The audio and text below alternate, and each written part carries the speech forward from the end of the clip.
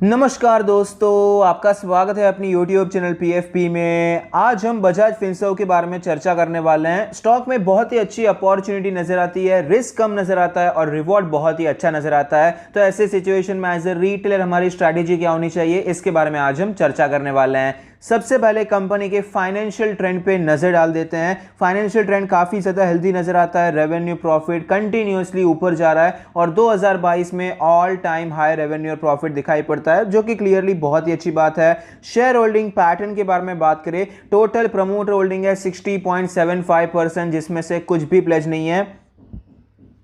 Mutual fund 4%, other DII 3.5%, FII 7%, retail and other category में 25% की हिस्सेदारी नजर आती है। शेयर होल्डिंग पैटर्न ओवरऑल अच्छा ही नजर आता है। प्रमोटर के पास 50% से ज्यादा की इक्विटी भी है और इंस्टीट्यूशंस का इंटरेस्ट भी काफी अच्छा नजर आता है। अगर यहां पर अदर कैटेगरी में कम होल्डिंग होती और इंस्टीट्यूशंस की ज्यादा होल्डिंग होती तो और भी ज्यादा अच्छा हो जाता। वैल्यूएशन के बारे में बात करें, 48 का पीई रेशियो है, जो कि एवरेज साइड पे नजर आता है, जबकि सेक्टर का 40 के करीब है। प्राइस टू बुक रेशियो 0.39 नजर आ रहा है, जो कि एक्चुअली यहां पर गलत दिखाई पड़ता है। तो ओवरऑल देखा जाए तो स्टॉक कोई बहुत ही ज्यादा महंगे वैल्यूएशन पे ट्रेड कर रहा है, ऐसा नहीं है।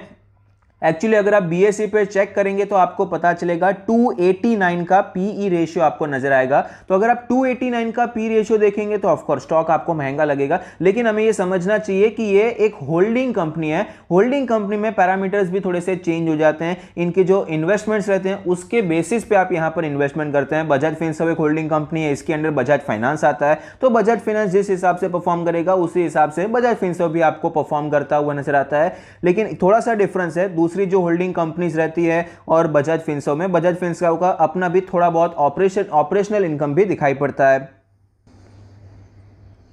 स्टॉक के चार्ट पर आप देख पाएंगे पिछले एक साल में आपको बड़े मूवमेंट देखने को मिला है। पहले तो स्टॉक आपको वॉलेटाइल होता हुआ नजर आया, एक रेंज में ट्रेड किया, फिर एक ट्रेंडिंग मूवमेंट देखने को मिला, फिर आपको वी शेप रिकवरी देखने को मिली, फिर से आपको यहां पर एक रेंज में ट्रेड करता हुआ नजर आता है। तो ओवरऑल आप देख पाएंगे बड़े बड़े मूवमेंट्स हुए हैं और बड़े बड़े कॉन्सोलिडेशन भी हुए हैं। पहले कॉन्सोलिडेशन हुआ, फिर एक ट्रेंड हुआ, फिर से एक ट्रेंड हुआ, फिर से एक कॉन्सोलिडेशन देखने को मिल रहा है। तो एक साल काफी ज्यादा अच्छा रहा है, 2 कॉन्सोलिडेशन और 2 ट्रेंड देखने को मिल रहे हैं। फिलहाल यहां पर आप देख पाएंगे ये स्टॉक अपने 100 डेज के मूविंग एवरेज पे सपोर्ट लेता हुआ नजर आता है। 20 और 50 डेज के मूविंग एवरेज के नीचे ये स्टॉक ट्रेड कर रहा है। 200 डेज का मूविंग एवरेज अब भी सस्टेन नजर आता है। डेली आरएसआई 44 का लेवल है, तो मोमेंटम तो अभी है ही नहीं, क्योंकि स्टॉक पिछले 2 हफ्ते से ट्रेंड ही नहीं कर रहा है, एक ही रेंज में आपको ट्रेड करता हुआ नजर आता है। तो अगर हम यहां पर डेली चार्ट पे इंपॉर्टेंट लेवल्स के बारे में बात करें तो सपोर्ट और रेजिस्टेंस अगर हम निकालने जाएंगे तो क्लियरली सपोर्ट तो हमारा यही नजर आता है, 1600 के करीब हमें सपोर्ट नजर आता है। और रेजिस्टेंस के बारे में बात करें तो अप्रॉक्सीमेटली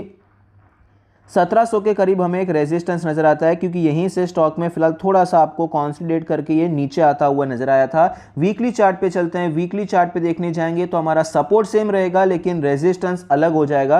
रेजिस्टेंस ऊपर शिफ्ट हो जाएगा और 1800 के करीब चला जाएगा। पहले भी स्टॉक यहां से नीचे आता हुआ नजर आया है और फिलहाल भी उसी लेवल से रेजिस्टेंस लेके नीचे आया था।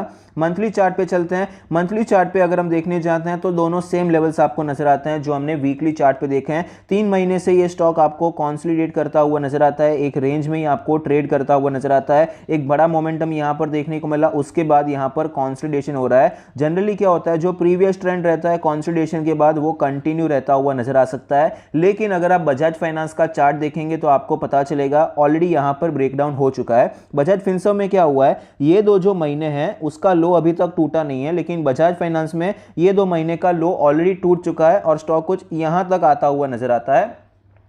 तो फिलहाल यहां पर बजाज फिनसर्व तो होल्ड करने की कोशिश कर रहा है, तो हम यहां पर तेजी खेलने के बारे में सोच सकते हैं। जहां पर स्ट्रेंथ ज्यादा है तेजी वहां पर खेलनी चाहिए, जहां पर वीकनेस ज्यादा है वहां पर मंदी खेलनी चाहिए। अगर किसी को शॉर्ट करना है तो बजाज फिनसर्व में कंपैरेटिवली कम प्रेफर करना चाहिए, क्योंकि बजाज फाइनेंस कंपैरेटिवली ज्यादा वीक दिखाई पड़ता है। लॉन्ग करना है तो बजाज फिनसर्व प्रेफर करना है। तो अभी यहां पर रिस्क कम इसीलिए नजर आता है क्योंकि आप वीकली चार्ट पे अगर देखेंगे तो आपको पता चलता है 2 वीक से स्टॉक में कोई खास मोमेंटम हुआ नहीं है। अगर हम स्विंग ट्रेड करना चाहते हैं तो बहुत अच्छी अपॉर्चुनिटी है। अगर ये हाई क्रॉस होता हुआ नजर आता है, इसके ऊपर स्टॉक निकल जाता है, हम एंट्री कर सकते हैं और ये लो के नीचे स्टॉप लॉस रख सकते हैं। हमारा टारगेट हो सकता है 1800 के करीब। यहां पर 1:3 का risk reward ratio swing trade में मिल रहा है, जो कि बहुत ही अच्छा लेवल है। ये जो स्टॉप लॉस है इसके ऊपर अगर हम खरीदारी करते हैं, देखिए एंट्री आपको परफेक्ट लेनी पड़ेगी, क्योंकि अगर आप करंट मार्केट प्राइस पे खरीदेंगे और स्टॉप लॉस हिट हो गया तो एंट्री एक्चुअली बनती नहीं थी। एंट्री हमारी बनेगी ये हाई के ऊपर, इसके ऊपर ही हमारी एंट्री बनने वाली है। तो अगर ये लेवल क्रॉस होता हुआ नजर आता है, ये रेंज आपको क्रॉस होती हुई नजर आती है, तो हम एंटर करेंगे और रेंज के नीचे अपना स्टॉप लॉस रखेंगे। ये 3% की रेंज है, 3% का स्टॉप लॉस है और अपसाइड यहां पर क्लियरली 9-10% का नजर आता है। 1:3 का risk reward ratio swing trade में मिल रहा है। 10-15 दिन में तो मेरे हिसाब से ये टारगेट अचीव भी होना चाहिए। और अगर हम यहां पर पोजिशनल ट्रेड के बारे में बात करें तो भी सेम आप यहां पर एंट्री कर सकते हैं, सेम आपको स्टॉप लॉस लेना है। और यहां पर डिफरेंस ये रहेगा, आपका टारगेट क्या है, 1800 का लेवल नहीं रहेगा। यहां पर आपको प्रॉफिट बुक नहीं करना है, आप होल्ड कीजिए, क्योंकि कैसा है ये स्टॉक ऑलरेडी ये लेवल टेस्ट कर चुका है, 3 बार टेस्ट कर चुका है। तो अगर ये स्टॉक यहां से वापस ऊपर जाता है तो ये सस्टेन करके और ऊपर जा सकता है, तो आप होल्ड कर सकते हैं। स्टॉक में आप यहां पर क्वांटिटी ऐड करने के बारे में सोच सकते हैं, इस हिसाब से आपका पोजिशनल ट्रेड का प्लान हो सकता है।